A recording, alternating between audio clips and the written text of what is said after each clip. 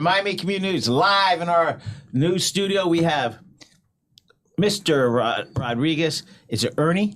Yeah, it's Ernesto, but everybody, my friends call me Ernie, so that's So why. Ernesto, if they're not friends, they call you Ernesto. They can call me anything they want. Right. Okay, let's talk about, well, you're running for sheriff, but before we talk about the sheriff position, let's find out more about you. Where did you grow up? I am an import. I'm a Cuban refugee. I came here when I was 16 years of age. How did you come over? Well, my uncle had defected in 1963 through the Mexican. But that's 63 seems like that was Castro took over in 61, right? So Castro took over January 1st of 1959. Okay. And he was in medical school. Castro shut down. Yeah, my uncle was in medical school. Castro shut down the universities. And a semester short of graduation, he was out and about without anything. So he defected through the Mexican embassy. Came to Miami eventually, worked all kinds of jobs, went back to Salamanca, Spain, graduated from medical school, came back to the United States, joined the U.S. Army, married his sweetheart from Cuba who was already here. Did they know each other? Were they dating in Cuba? Yes, they were. Yes, they were. So the reconciliation. A real romance. A real romance. My cousins were born all over the United States, Indianapolis, Miami, and so forth. Eventually, he got out as a rank of major and went into private practice. Oh, he was practicing medicine in Yes, in the armed forces. Wow. Yes, absolutely. All right. So, but you lived with him when he got out? No. What happened was he claimed us legally. He claimed us. Who's we? My parents. I have a brother and two sisters, and my household was, if you will, the underground. I see those. Where, here? In Cuba. In Cuba. We didn't leave Cuba until 1978. He had claimed us through Mexico. We have visas through Mexico, Costa Rica, Spain, anywhere that he could claim us. But obviously they didn't want to let us go. In 1978, the Cuban government, being as idiotic as it is, wanted our houses for tourism. And I was 15 and a half. And by then, they considered me the property of the state. So, because I was 15 years of age. So the night before we were allowed, quote unquote, to leave, some military folks showed up at our house. My dad almost had a heart attack. So I thought they were going to tell us that we couldn't leave. But it was to give us a release, give me that release from the armed forces without joining. That's, again, the idiotic government. We went to Spain in 1978. My uncle and my dad reunited. And we lived in Spain for 4.5 months. At the time, my uncle, through his partner, had a friendship with Dante Fasel, and he intervened, and we came here sooner than most folks, if you will. Normally, you would stay there for 2 or 3 years, but we came here. When we came in, my dad worked all kinds of things. There's not a better example in my life than my parents, hands down. I remember my dad working every day from... That's like 78, 79. 78, 79, 80. And where were you living? In Kendall with my uncle. And then we had a house. We rented a house. His uncle with his kids, plus you guys. My uncle, his brother, his kids, which are 4, 2 and 2, just like we are, 2 and 2, plus my mom and his wife. So we were a whole bunch, 12 living in the house. And we eventually rented a house. My dad worked, like I said, doing all kinds of jobs, surveys, as a delivery boy for Pepsi Cola, you name it, he did it. I remember him going to sleep about 1:30, 2 o'clock in the morning, and up by 5 every single day. Never complained.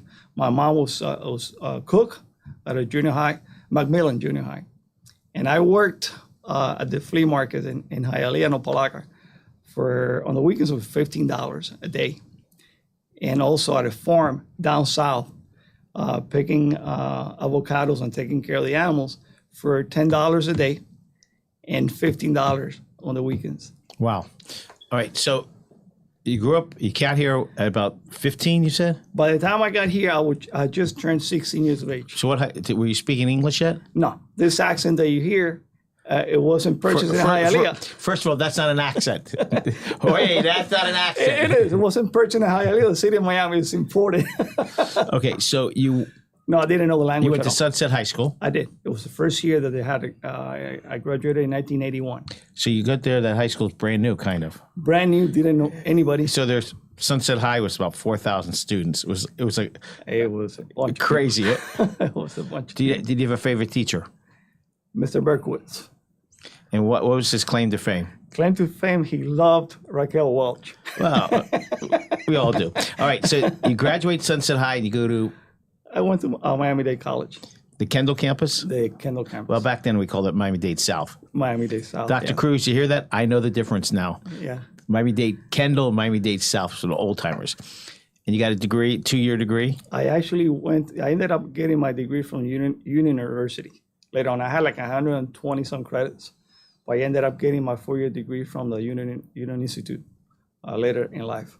My major at the time was pre-med. I always wanted to be a doctor, but God had other plans for me. Okay, and how do you get into the police world? You know, by 1981, I went to work at the hospital. Which hospital? Which is now, it's changed names. It used to be American Hospital. Then it's Kendall Regional Kendall now. Regional, 11750 Burt Road. I'll never Right. forget it. So I worked at the lab as a phlebotomist and assistant tech. By now, my uncle was the chief of staff of the hospital. And if you were asked me when I was 5 or 4 or 10 what I wanted to be, was a doctor. But again, God had other plans for me. Right. So the armed forces and the military always attracted me. My dad was totally against it because seeing a uniform coming from Cuba, the perception of military or police was very negative. So I wanted to join the Air Force. They didn't do that, but they were not doing great financially. They were just making a living. Right. So the financial impact was also into consideration. Like I said, later down the line, my mom told me one day, "You don't remember you gave us $10,000 to purchase our first home?" I don't remember. I truly do not remember. I remember we had to work, go to school. It didn't complain. So I started looking, and eventually I joined the Miami-Dade Police Department in 1987. And how many years have you served? 36 for the Miami-Dade Police, which always been Miami-Dade Police, and Miami-Dade Police Department. One in different capacities, but always for the same institution. So talk about where you started in the police department to where you are now. I began in the Kendall district, just like anybody else, as a road unit, handling calls for service, accidents, domestic calls, burglaries, and so forth. From there, I was selected to be a detective at the Economic Crimes Bureau. Subsequently to that, the United States Secret Service wanted to create a task force, which was eventually done. And they requested one individual from the entire police department. And I was honored to be chosen to be detached on that task force with the United Secret Service, a Nigerian fraud task force. Worked there for a while and eventually came back. The only reason why I came back, because at the time we had a real intelligence unit that worked at the local, state, federal, and international levels. And I wanted to get that position. The position opened up, so I came back from the task force with the Secret Service to work that. The Secret Service, we did a lot of work. Did dignitary protection, did counterfeit, a lot of stuff. Moving surveillances all day long. I learned a great deal and made good friendships. In the intelligence division was unique. We worked again local, state, and international cases. And we had a real intelligence, like I said, division. People would infiltrate those groups, some of the Latin groups, some of the Russians, you name it. We have people all over the place, and we worked with the federal agencies. I was then the monitor for the HIDA group with DEA. That's a section that oversees all the wires at the time in Doral, all the wires that were being taped nationally and here in Miami. And I remember per every case that we had locally, we had 3 at least with Cuba, which touched me because I understood firsthand the corruption of the government. I knew it. You lived it. I lived it, not only, and this is the difference that I tell folks. Nobody told me this story. I lived it since I was 11. I was in those concentration camps. And people tell me, concentration camps? Absolutely.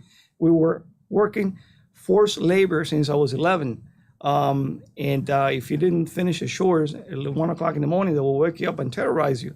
And kids were so tired, they were cutting themselves up and being shredded to pieces by the tractor trailers that would come because we were just devastated. I worked that. And I don't say it as a pity, because actually I thank God that I went through that, because now I understand fully what that is all about. So coming back, those cases touch home for me. So I worked intelligence, and I left the intelligence division because I had to. My kids were small. I had 3 kids. Right. So let's talk about your kids. Let's just get off the police. Your kids are how old now? They are 34, 33, and 32. So one's a police officer. Yeah, 2 of them were police officers, and I say to where because the second one just went over to the fire academy. He actually spent 10 years in Miami-Dade police. The other one is currently a lieutenant with also a police department, same name. And my daughter. Your favorite child. My daughter has a master's. She's a school teacher. She works with special needs, I understand. Special needs, yes. So they all serve. So at the time, there was a contract out of my life, one of the cartels. And the decision was made to move me for my family's sake. And it was the longest year of my life. So from that, I went to team police in Ghouls. It was different. It gave me a different perspective. Anything that came out of Ghouls, proactive and reactive, we did investigations. The jump out kids, the follow-up investigations, we did that. What years were those? This is going back 1997. Ghouls has changed a lot since then. It has. Back, Much better. You used to work the area of Chocolate City. Absolutely. And it's completely different. And Ghouls is now, they want to incorporate. It's a thriving area. It is. When I look back, before that, I was also the liaison with Nigeria's Interpol. So I did a lot of work with Interpol in cases here and internationally. So in Ghouls gave me a different perspective altogether. Now, back then, Commissioner Bruce Kaplan had an idea of integrating court enforcement and community policing into something new. Most folks, it wasn't the traditional police job, and I volunteered for it. So in 1998, I got promoted to sergeant, and it was part of the first COPS program, COPPS, Community-Oriented Policing. It was a grant. So I was part of that first, what is now what they call NRU, Neighborhood Resource Unit. Back then it was COPS, it was the same concept. Went as a sergeant to Perrine, so I went from Ghouls to Perrine. Worked at Perrine area with a community engagement again, but at the same time, I was also Commissioner Moss, and at the time, I believe it was Mayor Alex Panelas.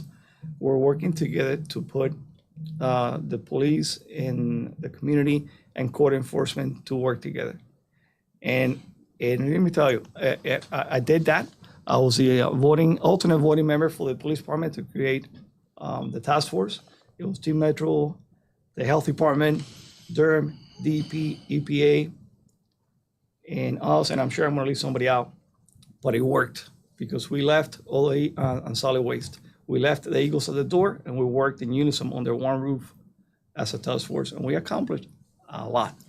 Let's talk about right now. You are in the agriculture world.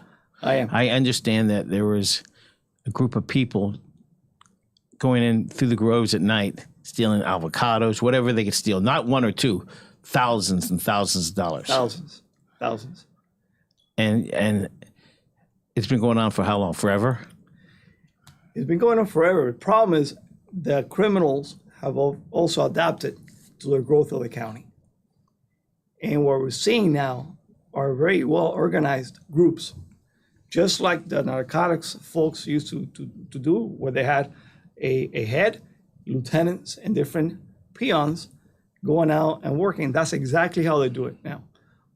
And people might think, well, they're taking a couple of avocados. No, they're hitting for 15,000 pounds, 10,000 pounds, 12,000 pounds per night.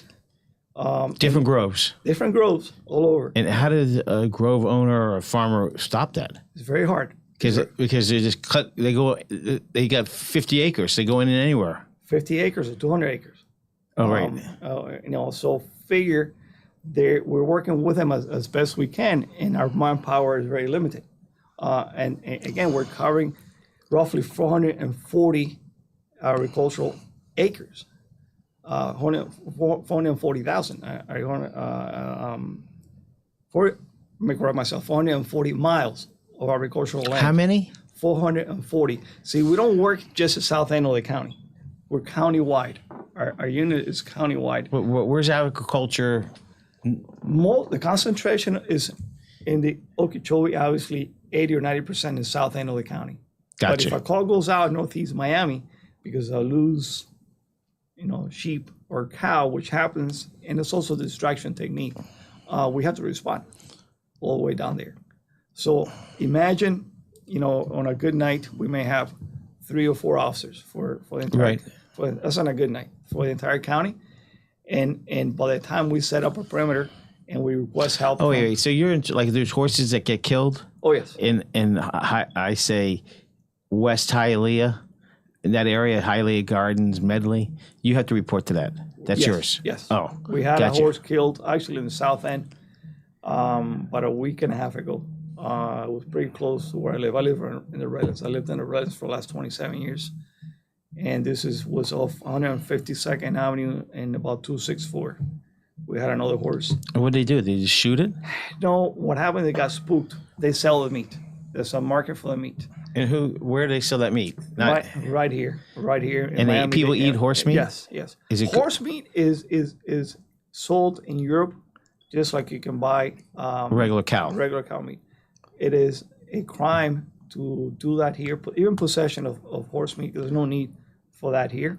But there's a perception in some groups that it cures cancer, that it cures... That's Windex. The Greeks believe in Windex. The Italians believe in pasta. These are mostly the Cubans believe that it cures AIDS and so forth. So there's a market for it.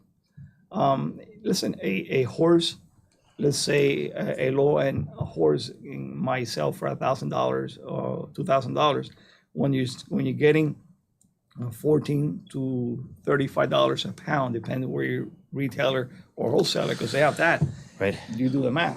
But is it illegal to sell horse meat in United States or just in Florida? I don't remember of any state now currently that has legally sales of horse meat. I know in Florida it is. Okay, so there's a cartel, not to do with drugs, with cartels with horse meat, stealing avocados. How do you catch the people to steal avocados? Working really hard.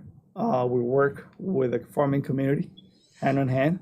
We've asked them to put, and they have come to the plate, additional sensors, videos. My phone is open by choice, 24 hours a day. Even if they call me, I don't mind. When I took this job, I took it because I care and I believe in what I do.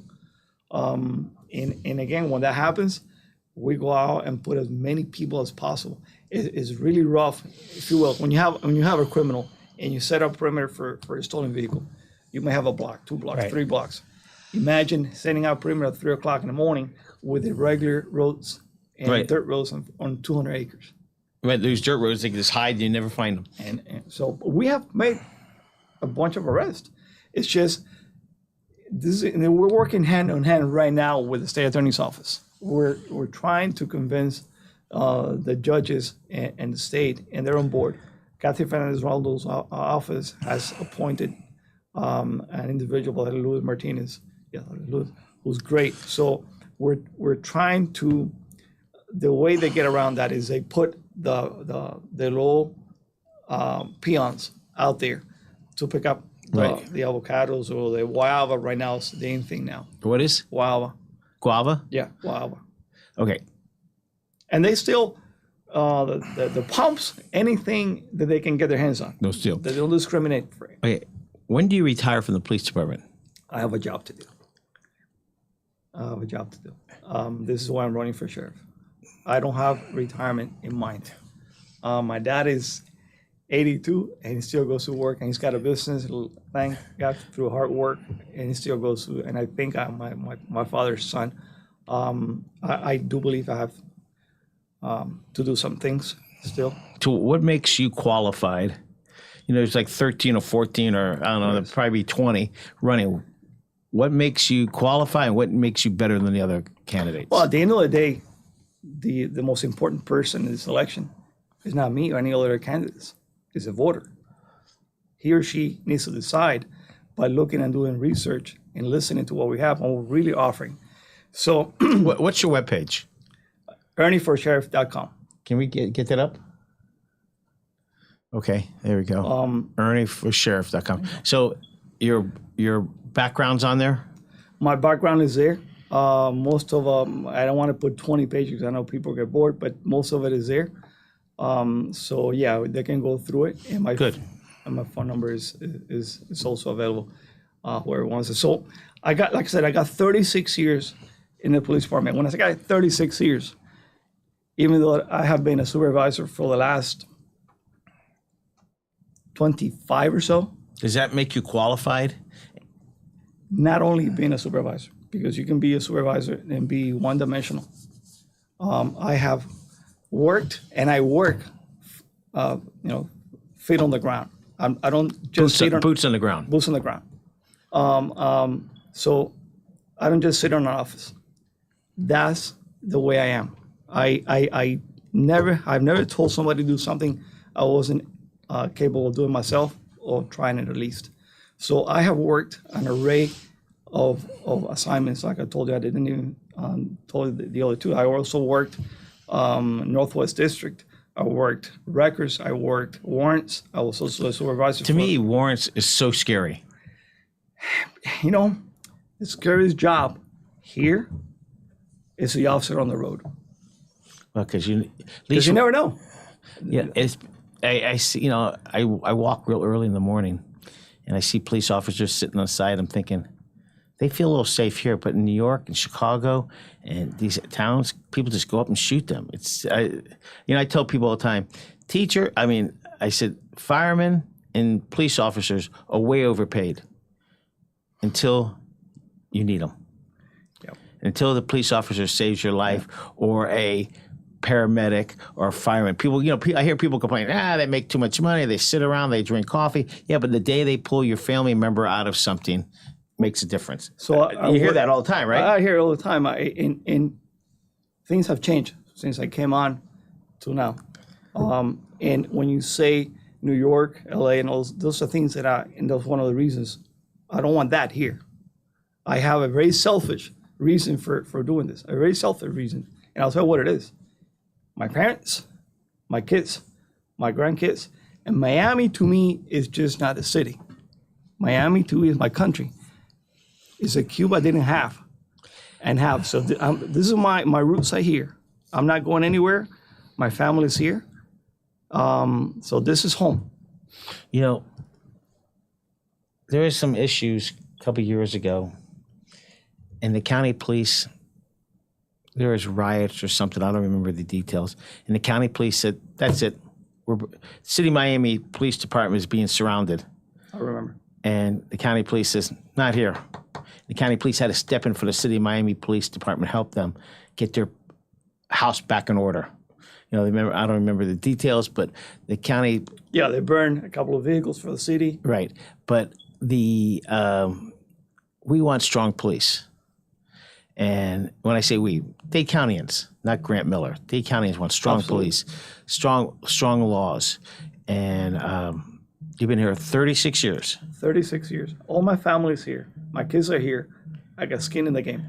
Whatever happens to the rest of the officers happening to my son, to me, and everybody else in my family. That's why I say, from a selfish point of view, I have a need, not a want, a need to make this a better place and to prevent those things happening elsewhere from happening here. You talked about the city 2 years ago. I know because I was right next door. I worked, again, from Warrens, I went to Northwest, which is the station around Miami Lakes. And from there, I went to POS, Police Operations Section, before I came here to Ag Patrol. And I was in charge of Fisher Island, Jackson Memorial, the 111 building, the Metro Rail. And The 111 is the government center. Yeah, the government center. So not everybody knows that. yeah, the government center. So when that happened, I was right next door. And it was shameful. It was shameful what the officers were told not to do. Yeah, we want strong police. Dade County wants strong police. So people want to get a hold of you, ErnieForSheriff.com. It's on our thing right now. And you're in a tough area. The agriculture area is quite unique. It's unique, and what people don't realize, we have lost a lot of ag lands to development, so on and so forth. And I think Chrome Avenue, in 2 years, is going to have more traffic than Kendall Drive. Look at it. Look at it. We have, look at the traffic of the 18-wheelers. We have a lot of issues popping up. The county is growing towards the south. Correct. So that's why the criminals are adapting and hitting where is more profitable. Right. All right. Ernie for Sheriff. Everybody, good luck. If you have any questions, go to your webpage. Thank you for coming. Everybody, Grant Miller here, Ernie for Sheriff. Have a great day.